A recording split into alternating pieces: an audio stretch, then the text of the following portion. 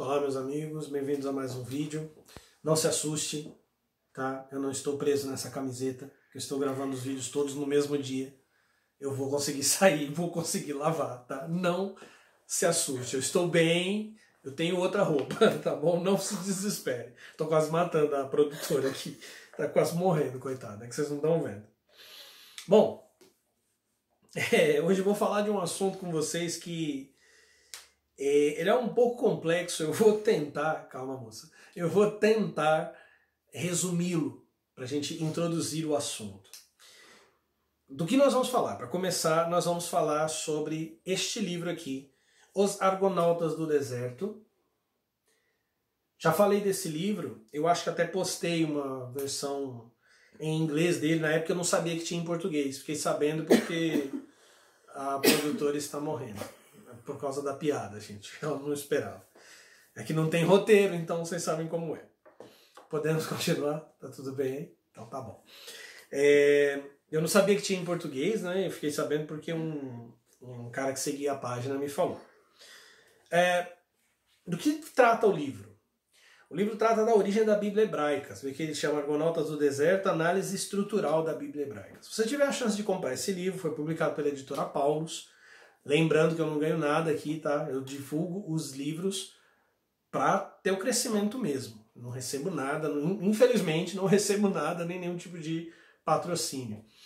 Mas ele analisa a Bíblia hebraica, ele é uma tese de doutorado desse cara aqui, do Philip, em que ele aponta a origem dos livros da Bíblia no período helênico. O que é o período helênico, né? É o período em que Alexandre o Grande unificou o mundo conhecido e tornou a cultura dos gregos, dos helenos, né, uma cultura universal, cultura e língua.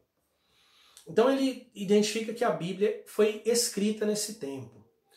Isso vai diretamente contra as duas teses mais conhecidas, e até uma terceira, que me irrita profundamente. Mas eu não vou falar dessa que me irrita, não. Mas é a tese da origem suméria, da Bíblia e tudo mais. Mas um outro dia eu falo, se você quiser saber um pouco mais, veja o meu vídeo sobre Zecharia Sitchin. Eu falo um pouquinho desse assunto. Mas enfim, as duas teorias, a primeira é a teoria clássica, é a teoria que todos conhecem, de que os textos bíblicos foram escritos no período em que eles aparentam ter sido escritos por revelação divina. Fora isso, você tem uma outra teoria, que é a chamada teoria das fontes, que supõe que a Bíblia é uma compilação de documentos que nós não possuímos, de pelo menos 4 fontes: javista, eloísta, fonte sacerdotal e a deuteronomista, que teria havido um editor que compilou essas fontes. Então essa teoria ela é a mais aceita nos meios acadêmicos, a teoria das fontes. E os meios mais conservadores, que também existem também acadêmicos conservadores, né, e cristãos lá de velha guarda, defendem ainda a inspiração divina da Bíblia e tudo mais. Esse grupo, junto com outros, eles são chamados pejorativamente de minimalistas. Eu tive contato com o minimalismo quando eu estudava teologia, e eu fiquei fascinado porque não só pelo que o minimalismo representava para a história, e a história da humanidade até mesmo, mas por conta das implicações espirituais. Então eu vou tentar falar um pedacinho do livro para vocês e fazer essa conexão de significados espirituais. Importa lembrar, se você voltar lá no nosso vídeo 7 selos, eu mencionei ali, Joaquim de Fiore mencionou, que a última tribulação não seria uma tribulação. Eu vou voltar a falar daquilo, eu ainda vou ler para vocês os comentários do Apocalipse, né, de Joaquim de Fiore, a introdução ao Apocalipse, em que ele diz que, ele cita uma passagem das Escrituras que diz: em 6 tribulações você será atingido e na 7ª você será livrado. E ele próprio diz que a última tribulação é uma tribulação que o povo não sofre. Eu não expliquei naquele tempo, mas diz respeito a isso. Esses estudos que começaram nos anos 90, importantes, se você já viu o vídeo do Grant Morrison, é importante você saber que o minimalismo começou a ganhar corpo nos anos 90, embora eles sejam meio que herdeiros da crítica radical da Holanda. Eu já mencionei isso também quando eu falei de cristologia. Vou falar de tudo isso no futuro, tudo bem? Essa profecia de Joaquim de Fiore tem a ver com isso, porque ele associa a última tribulação justamente aos gregos e a Antíoco Epifânio, que teria tentado, teoricamente, helenizar os judeus, conforme conta o livro dos Macabeus. Então, ele defende essa tese. Se você ler o livro, ele não é um livro difícil de ler, mesmo sendo uma tese de doutorado. Ele é um livro fácil de acompanhar, de leitura prazerosa. Ele não apenas compara a Bíblia com fontes gregas e diz por que não é o contrário, por que não são as fontes gregas que se inspiraram na Bíblia, embora tenha sido essa argumentação de Eusébio de Cesareia, Orígenes, Filo de Alexandria, Flávio Joséfo, ou seja, esses paralelos, Bíblia e literatura grega e literatura platônica, eles já eram percebidos há muito tempo. Só que havia uma inversão e ele mostra por que não é assim. Eu vou pegar um trecho aqui e vou ler esse trecho para vocês terem uma ideia das implicações e de como que isso está escondido dentro do texto bíblico.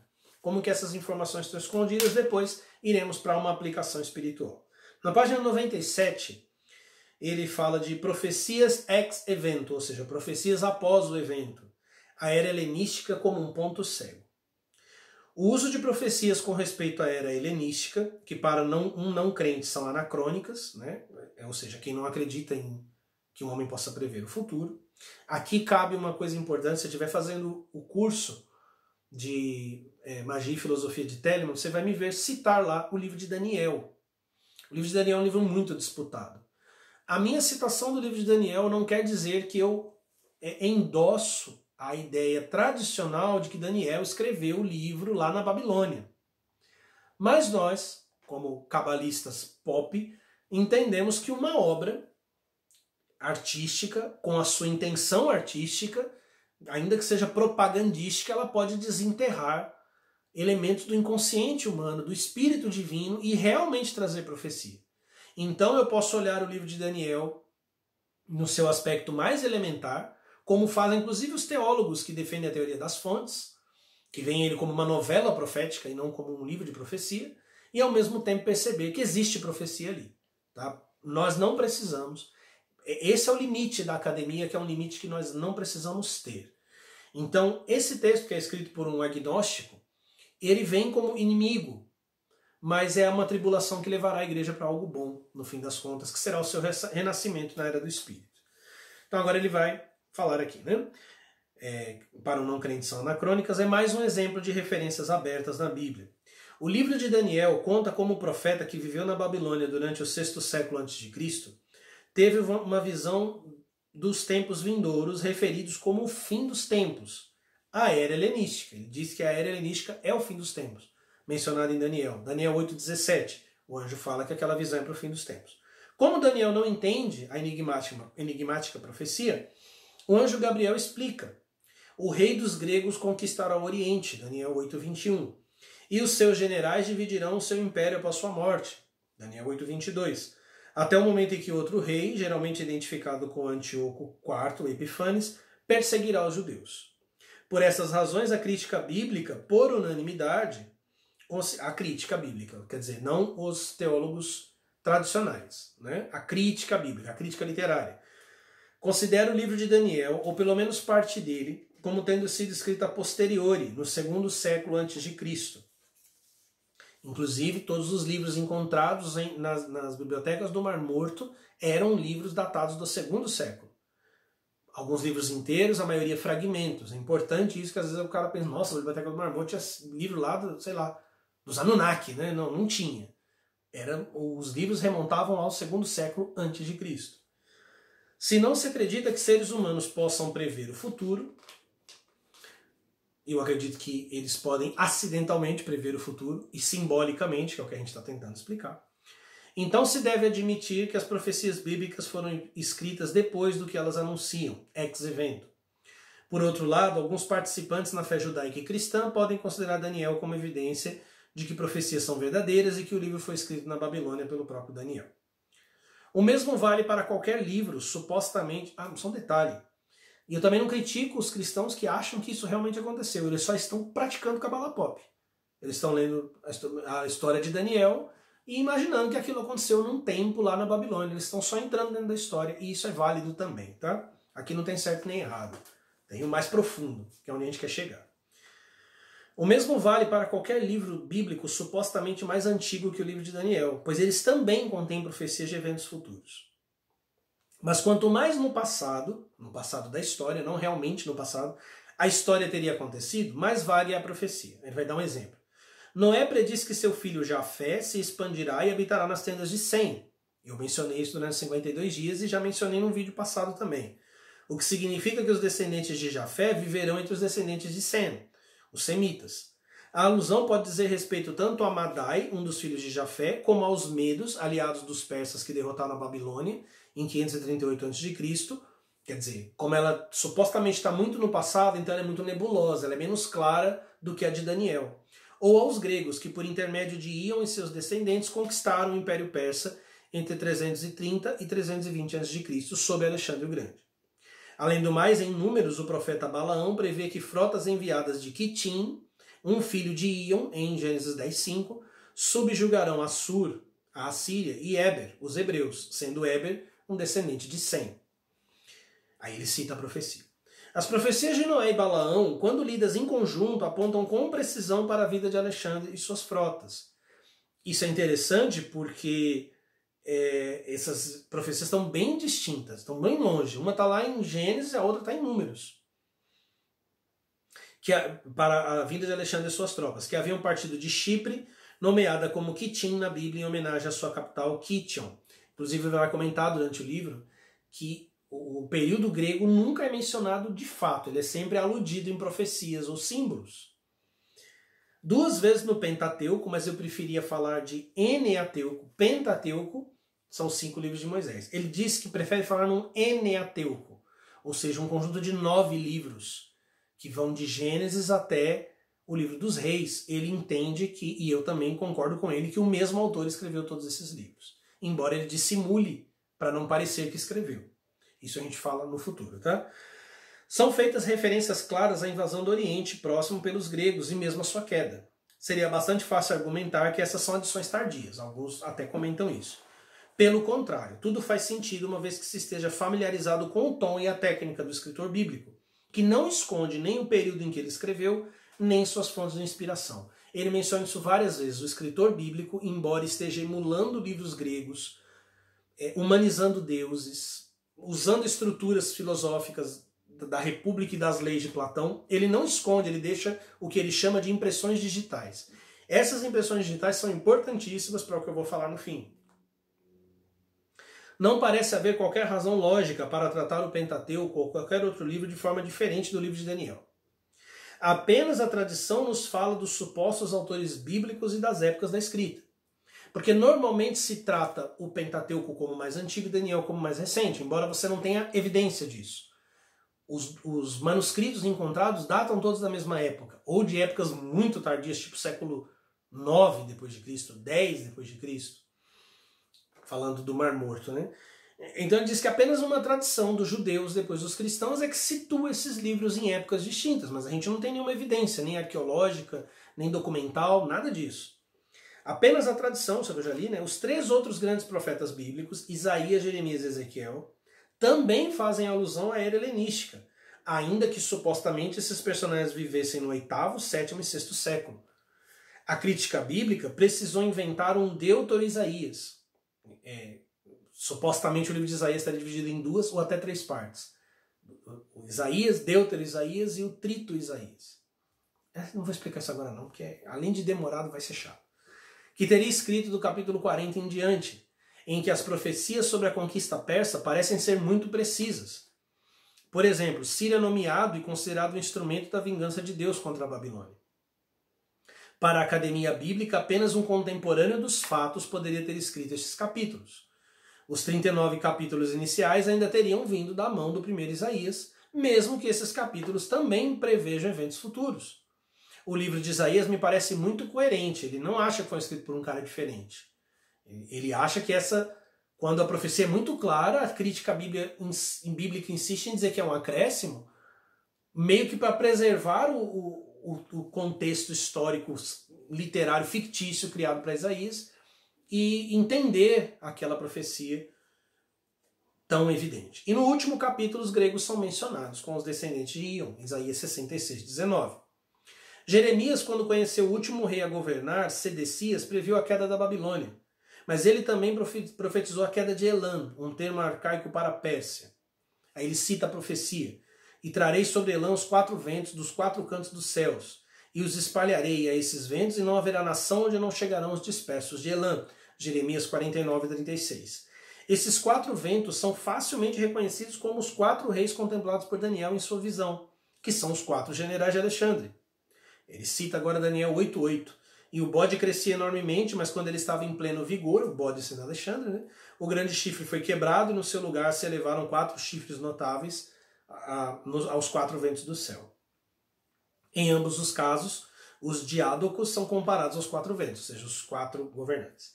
Quando Daniel teve essa visão, ele foi transportado para Susa, em Elam, ou seja, o mesmo lugar da destruição da Pérsia, né, que Jeremias tinha falado.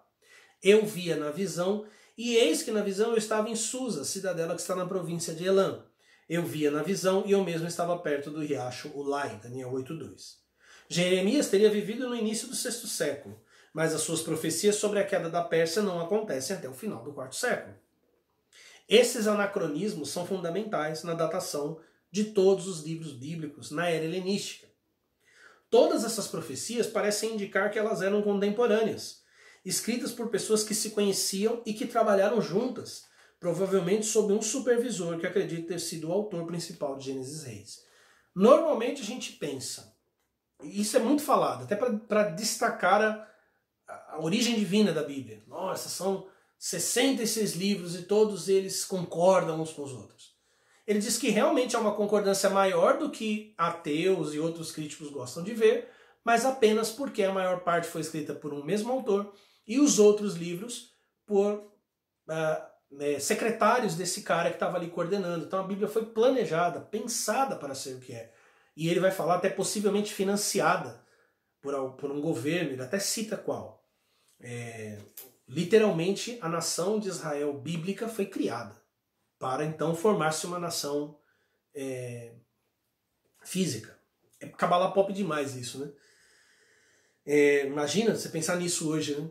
Quem pensa isso? Quantas pessoas vivem a fé bíblica? Quantos judeus, quantos cristãos? Né? Começou com um projeto saído diretamente da mente de alguém e com dinheiro público, né? com grana financiando aquele trabalho. A história bíblica como um todo termina na época da dominação persa, exatamente antes da vinda de Alexandre. Isso aqui é muito engraçado, eu estou sem Bíblia. Mas enfim, é muito engraçado porque costuma-se dizer... tô sem Bíblia, gente, tudo bem. Depois você pega a Bíblia, se você tiver uma Bíblia em casa, pega a sua Bíblia, vai até o livro de Malaquias, vira a página, vai ter geralmente uma página em branco antes do Novo Testamento. Criou-se uma teologia com isso. Foram uns 400 anos em que Deus não enviou profetas e não quis falar com os homens. Ele observa que a última fala, que não é Malaquias é no rearranjar da Bíblia cristã e católica, terminaria ali no livro de Esther e Esdras, né? O final ali é planejado. A história termina nas vésperas de iniciar-se a era helenística. Então o aparente silêncio é, na verdade, um plano. Como se a história terminasse, acabasse, antes da história que ele está emulando, que ele inclusive está vivendo, começasse. A história bíblica como um todo termina na época da dominação persa, exatamente antes da vinda de Alexandre. Os profetas Ageu, Zacarias e Malaquias teriam vivido no 5º século. A era helenística aparece como o ponto cego da Bíblia. Ela está presente em muitos lugares na Bíblia, mas não a vemos pelo que ela é. Eu a chamo de o ponto cego da Bíblia porque esse é o ponto no qual um texto aberto para o passado, liga-se ao presente do autor, da mesma forma que a retina está ligada ao cérebro por meio do nervo óptico. Essa ligação da retina com o nervo óptico cria uma pequena cegueira que o nosso cérebro compensa reconstruindo a realidade por intermédio do hábito. Se você não sabe o que é isso, digita aí no Google ponto cego, você vai ver umas imagens mostrando o ponto cego dentro da retina. Em alguns sites você vai encontrar, inclusive, um exercício. Você vai ver, geralmente eles colocam uma estrela vermelha e uma bolinha azul, manda você tampar um olho, você vai aproximando, você vai ver que numa certa altura vai desaparecer a imagem que está do outro lado. É o ponto cego daquele olho, que é compensado do olho esquerdo e é compensado pelo direito. Digita ponto cego e fica brincando com isso que você vai entender. Ele diz que a era helenística é o ponto cego da Bíblia. Precisa você estar a uma certa altura para que você veja. Como você não vê, você compensa com outras informações. O que eu estou falando agora, um monte de teólogos, um monte de cristãos, um monte de judeus vai argumentar em cima do ponto cego, para dizer que é um absurdo, que não é verdade. Ou talvez até em cima de experiências. E é isso aqui que ele está falando. A era helenística aparece nos livros de Macabeus, que relatam esse período em termos de narrativas, e não em termos de profecias. Porque agora aí muda um pouco, né? Nos livros de Macabeus, narra-se a história e não é profecia. Talvez, como Len reafirmou, essa seja a razão pela qual eles não foram aceitos no cânon hebraico. Curiosamente, o livro de Macabeus não é aceito no cânon hebraico, mas eles celebram com muito vigor o Hanukkah, que é a festa das luzes, que é um milagre acontecido durante este período. Então por que eles não aceitam um livro? Ah, porque o livro foi escrito em grego. E daí que o livro foi escrito em grego? Não, para o livro ser sagrado, e há essa argumentação, ele precisa estar escrito em hebraico. Claro, muitos deles devem fazer essa defesa porque acreditam nela. Mas como ela começou? Né? Aí ele raciocina. Se os livros dos Macabeus foram parte do plano original, ou se era uma segunda geração de livros bíblicos, não se pode dizer. Todavia, a função deles parece ser a de esconder o surgimento da Bíblia nessa época, retratando os judeus lutando para preservar suas tradições ancestrais em face da aculturação grega. Então acontece uma inversão. Então você tem lá no livro de Macabeus os judeus lutando para não serem engolidos pela aculturação que Antíoco Epifânio vem trazendo, quando na verdade eles estão construindo a identidade deles ali dentro do período helenístico. Na verdade eles estão criando e não se defendendo, eles não estão preservando uma identidade que já tinham, eles a estão criando. Aquele é o período, como um ponto cego, em que essa história acontece. Por isso que isso é libertador, por isso que quando eu, falando da quem é Jeová e sobre a origem do mundo, eu mencionei que Zeus como pai de Jesus Cristo, nós veremos no futuro que o movimento cristão começa com essa informação. Eles têm essa informação. É por isso que o livro de Macabeus está na Bíblia. Não na Bíblia evangélica, não na Bíblia protestante, que remonta ao cânon dos fariseus, mas na Bíblia original, na Bíblia dos primeiros cristãos, o livro de Macabeus estava lá. Porque, na minha opinião, o livro de Macabeus, na minha opinião, não faz parte desse projeto. Realmente o livro de Macabeus faz parte de um projeto de judeus que queriam ser judeus, mas queriam ser judeus gregos. E esses judeus e gregos vão aparecer na igreja nos livros do Novo Testamento. Mas o nosso objetivo aqui é falar daquilo que é espiritual. Nós não conseguimos voltar para trás para realmente ver a história.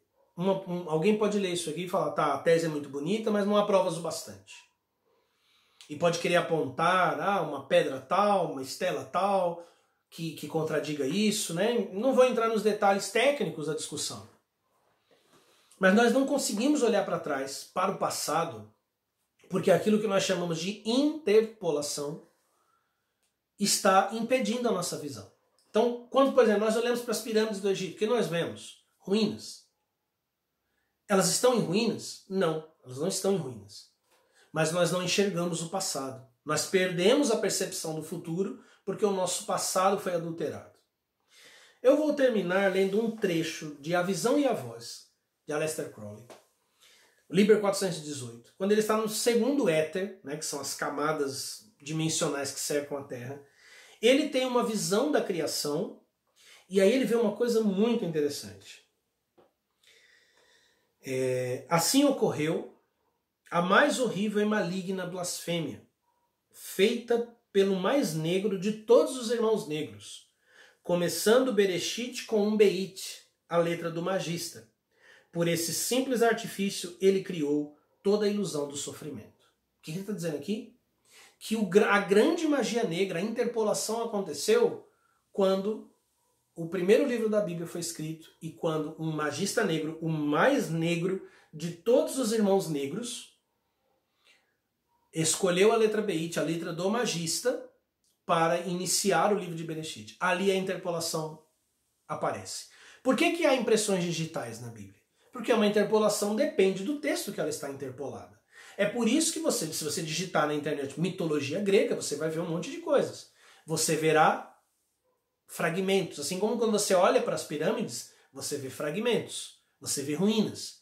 O que nós temos de mitologia grega, ainda que sejam cacos luminosos, brilhantes, sagrados, são apenas cacos, que precisam existir porque o mago negro precisa agarrar-se a esses cacos para criar a realidade, a Black Iron Prison, onde nós estamos.